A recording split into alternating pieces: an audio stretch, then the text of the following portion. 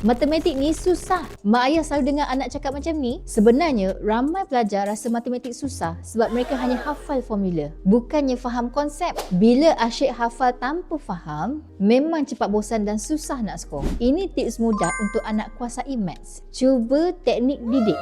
Do one day 3 questions. Setiap hari, latih anak jawab sekurang-kurangnya 3 soalan. Lagi kerap buat latihan, makin tajam cara fikir untuk jawab soalan kebat. Lepas tu, asah lagi dengan soalan pasir. Ini untuk biasakan diri dengan format sebenar peperiksaan. Ingat, walaupun tak dapat jawab semua, jalan kerja yang betul pun dapat bantu anak dapat markah. Ini saya nak kongsi satu program untuk bantu anak skor exam, iaitu Excellent Academy. Yuran serendah RM40 je sebulan untuk 5 subjek teras. Ada live class, nota dan recording, latihan dan kuis. Tengoklah feedback dari parents ni. Maths dari fail, sekarang dah dapat B. Nak bantu anak skor? Klik link di bio.